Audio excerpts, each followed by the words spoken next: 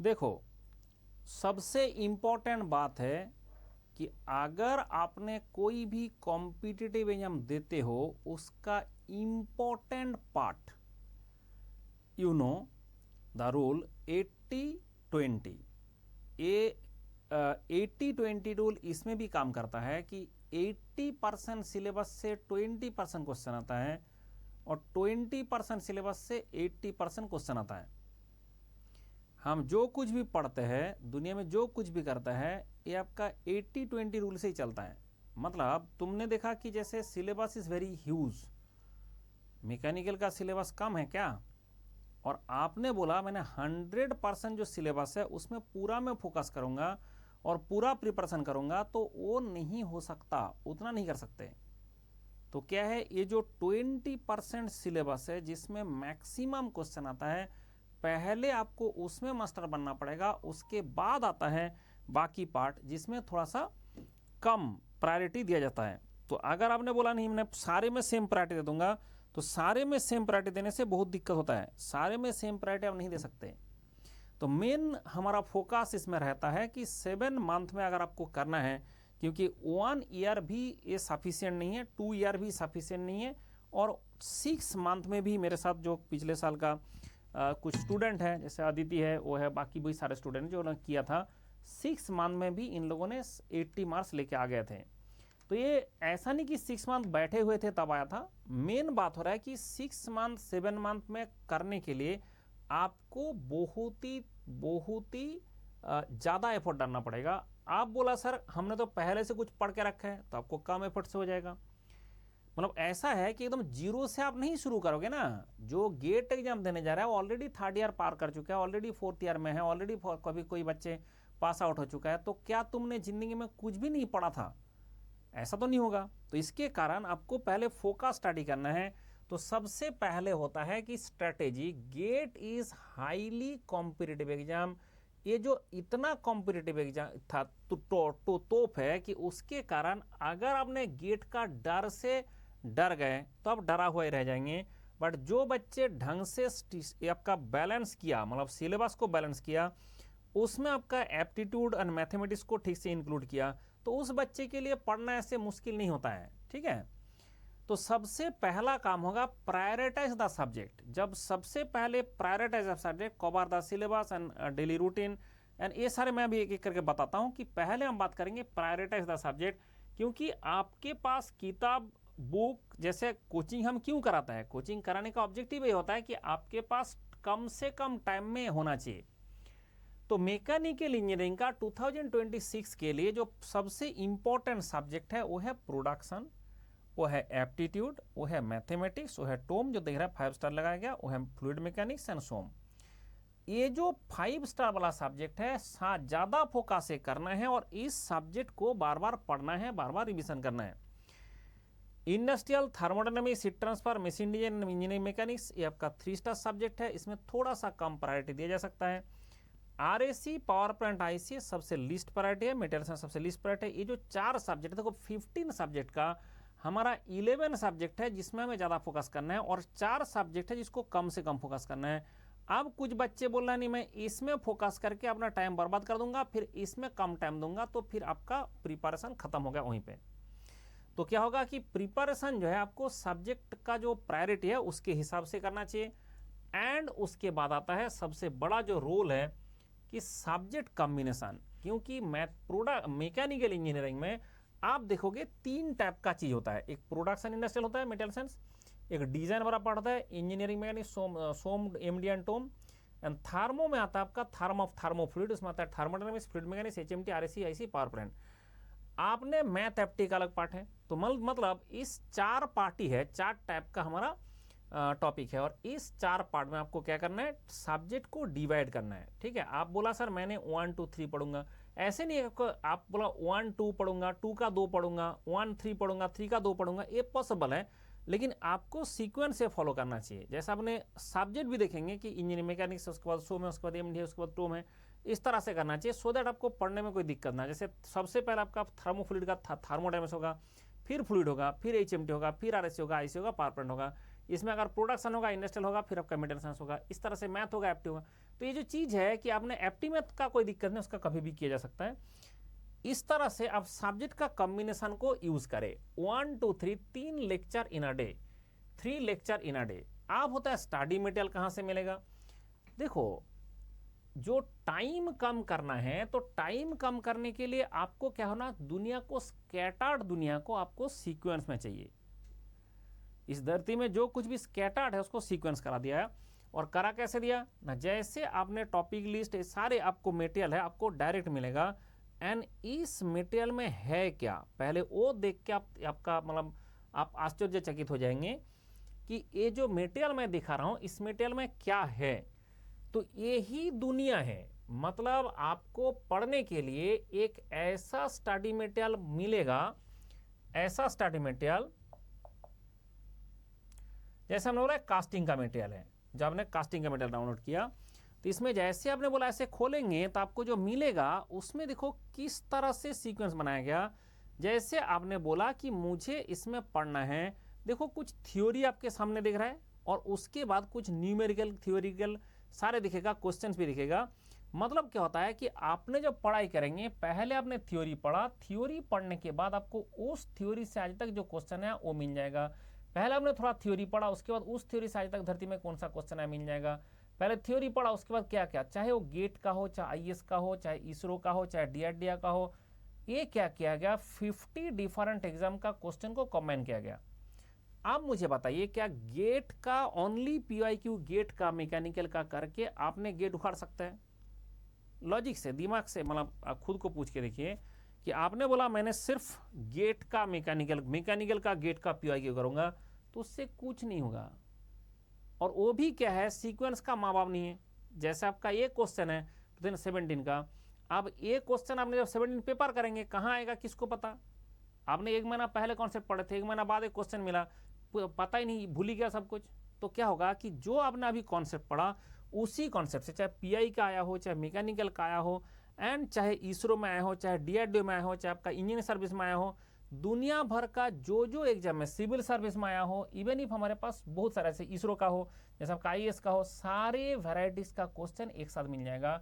तो क्या होता है, इससे बच्चे का दिमाग एकदम बहुत ही अच्छा से प्रोग्राम्ड हो जाता है, सीक्वेंस हो जाता है, ब्रेन एकदम, ब्रेन में एक जो है आपका पूरा माइंड मैप बन जाता है कि कौन सा क्वेश्चन किस टाइप का आता है। इवन इफ आपको देखने को मिल जाता है कि कौन सा चीज ज्यादा इंपॉर्टेंट है।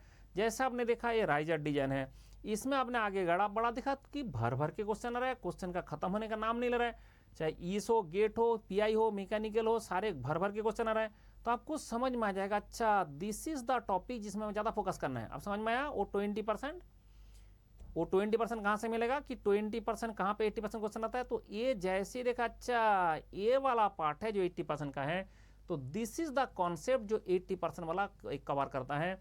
तो ये ढूंढना भी आसान हो गया। और उसके वजह से ये सी कॉन्वेंशनल भी कुछ क्वेश्चन में दे रखा है, उसका पीआई का भी क्वेश्चन दे रखा है, ये सी कॉन्वेंशनल गेट का। मतलब क्या होगा कि अलग अलग वैरायटी का क्वेश्चन देखने को मिलता है। और जो पोर्शन सबसे इंपॉर्टेंट है, तो इंपॉर्टेंट वाला पोर्शन में अगर आपने फोकस किया, जो पोर्शन आपका इंपॉर्टेंट है, अगर इंपॉर्टेंट वाला आपने पोर्शन में फोकस किया, तब क्या करेंगे, तो ये आपका इंपॉर्टेंट वाला पोर्शन में ऐसे सोच विचार किया जाए। ठीक है, क्लियर हुआ विषय। तो इसमें आपको जो सोच विचार करना है, ऐसे इंपॉर्टेंट वाला पोर्शन, मतलब देखना भी आसान रह जाएगा।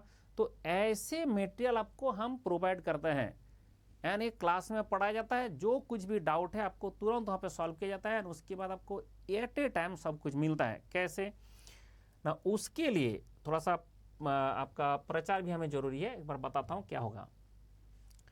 उसके लिए आपको दिस इज द अमाउंट जो आपको पे करना है, एंड उसके बाद बोला 6000 रुपीज को बढ़ाने का बात चल रहा था, तो अभी थोड़ा सा इसका पोस्टपोन किया गया, 21 जून तक ये चलेगा। उसके बाद प्राइस हाइक 6000 करने वाला है, तो ये प्राइस यार नहीं रहेगा, अभी हो जाएगा प्राइस हाइक। तो इसलिए 8999 में आपको मिल रहा है। एक क्यूआर कोड स्कैन करने से आपको मिल जाएगा। This is the QR code जो मुझे कनेक्ट करे, जो भी जिसको करना है आप डायरेक्टली इससे क्यूआर कोड स्कैन करके मुझे कनेक्ट करें व्हाट्सएप के थ्रू। ये हमारा जो मैंने अब दिखा रहा था स्टडी मटेरियल, उसके हिसाब से आपको मिल जाएगा। इसरो का भी बैच चल रहा है, मेरा आइकॉनिक एक बैच है, आइकॉनिक प्रो। अगर आप ज्वाइन करना चाहते हैं सुपर 30 बैच, तो सुपर 30 बैच के लिए आपको ये नंबर में मुझे व्हाट्सएप करना है, और नहीं तो डायरेक्टली क्यूआर कोड स्कैन कर देना है। क्यूआर कोड स्कैन करने से डायरेक्टली आप ज्वाइन कर सकता है। तो सुपर 30 बैच मैंने बताया, वहाँ पे आपको एक्स्ट्रा गाइडेंस मिलेगा। ये आपका टेलीग्राम चैनल है मेरा, जिसमें ज्वाइन कर सकता है। हमेशा मेरा टेलीग्राम चैनल में कुछ ना कुछ क्विज चलता रहता है, वो आपको बहुत हेल्पफुल रहता है डिफरेंट प्रिपरेशन के लिए, डिफरेंट एग्जाम के लिए। विजय एंड जुनून बैच है, आपने देख सकते हैं 13 को शुरू हो रहा है, जैसे 13 को यहाँ पे शुरू हो रहा है। विजय पद बैच है 13 को शुरू हो चुका है। एंड अनअकैडमी का 22 को आपका 11 एंड 5 एम का स्कॉलरशिप टेस्ट आ रहा है। नक्षत्र बैच है जो आपका प्रीलिम्स के लिए होता है। नक्षत्र बैच हमारा नॉन टेक टेक दोनों आ रहा है। चंद्रयान बैच है जो हमारा वो चल रहा है, एंड चंद्रयान बैच में आप ज्वाइन कर सकते हैं। दैट इज द चंद्रयान के साथ अगर आपने गेट का कॉम्बिनेशन करना चाहता है, that is the amount you have to pay. And Abhyas batch है जो आपका ESC प्रीलिम्स के लिए चल रहा है। मतलब आपके पास बहुत सारा अपॉर्चुनिटी है जो आप सोच विचार कर सकता है। एंड ये रहता है आपका टेस्ट सीरीज का जो मिलने वाला है। एंड ये आपका आइकॉनिक में आपको मेंटर से मिलता है, मेंटर से आप डायरेक्ट कनेक्ट कर सकता है।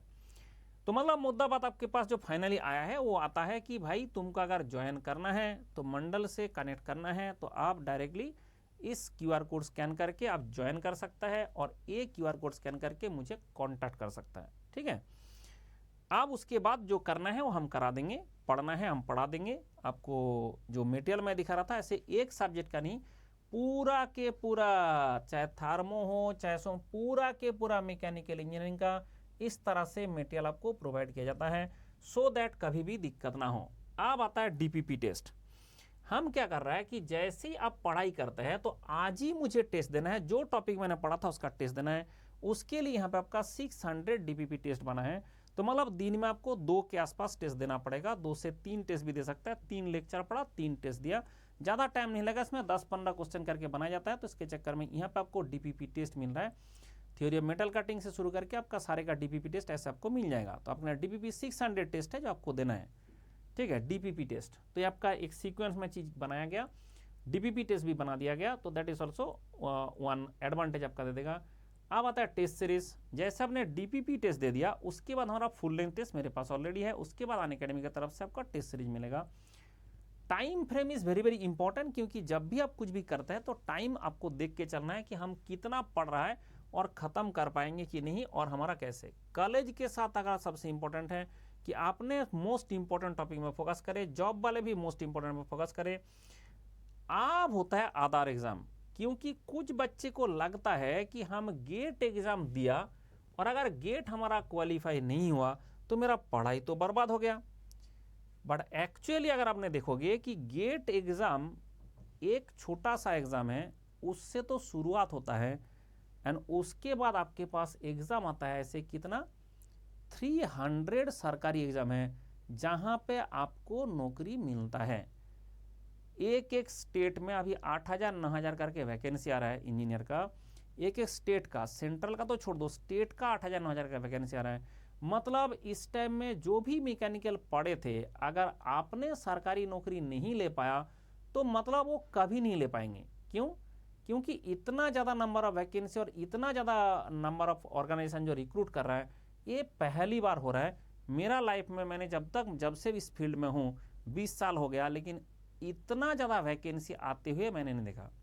बच्चे को भर भर के जॉब मिल रहा है, रोज का रोज जॉब मिल रहा है। तो इसके चक्कर में जॉब का जो है बहुत ज़्यादा जॉब मिलना शुरू हुआ है। तो ये आप ध्यान रखें कि यह बहुत ही तोप विषय है। अब होता है सर, एक होता है टेस्ट।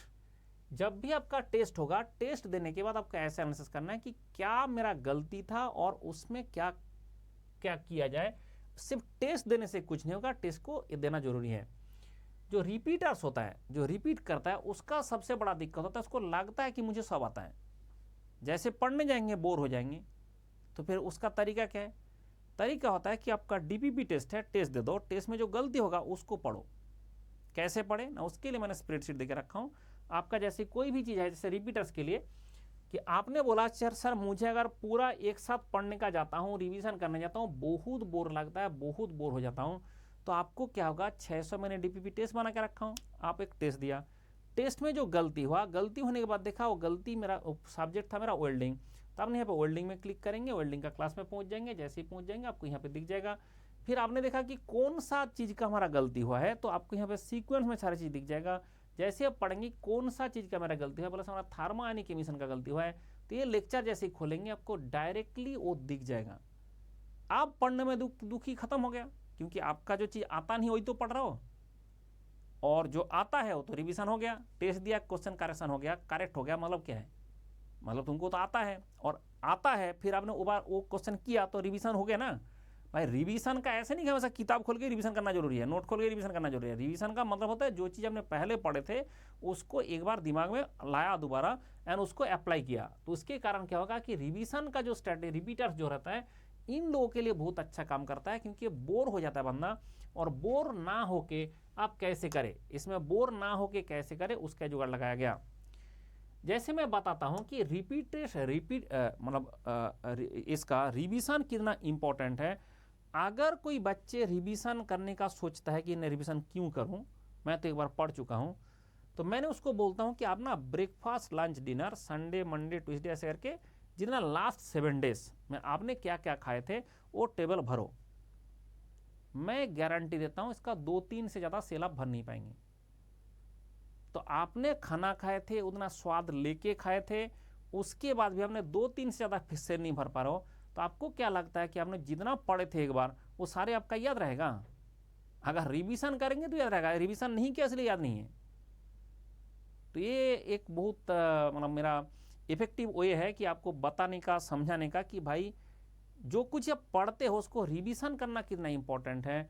रिवीजन ना करने से हम इससे सारे भूल जाते हैं, अगर रिवीजन करेंगे तो सब कुछ याद रहता है, इसलिए रिवीजन करें। अब क्या सारे रिवीजन करें? नहीं, जो भूले हैं वो रिवीजन करें। भूले हैं तो कैसे पता चलेगा? ना टेस्ट के थ्रू पता चलेगा, इसलिए इतना सारे डीपीपी टेस्ट बनाया गया जो आपको मिलेगा। लेकिन उसके लिए आपको क्या करना है, अनअकैडमी का सब्सक्रिप्शन लेना है जो मैंने बता चुका हूं, और मेरे से कॉन्टैक्ट करना है। तो this is the subscription code of the Unacademy, जो आपने डायरेक्ट यहाँ से कोड से सब्सक्रिप्शन कर सकता है, और अगर कोई भी दिक्कत है मुझे इससे कनेक्ट कर सकता है। ठीक है, चलो व्हाट्सएप के थ्रू कनेक्ट करना। चलो खुश रहो भाई भाई, एंड कोई भी दिक्कत हो, कोई भी डाउट हो, आप मुझे डायरेक्टली इस नंबर में कांटेक्ट करें। मैं आपको पूरा जो कुछ भी आपका प्रिपरेशन के लिए जरूरत है वो कराता हूं। And not only get 300 different exam का जो प्रिपरेशन है वो हम साथ साथ कराते हैं। ठीक है, चलो खुश रहो।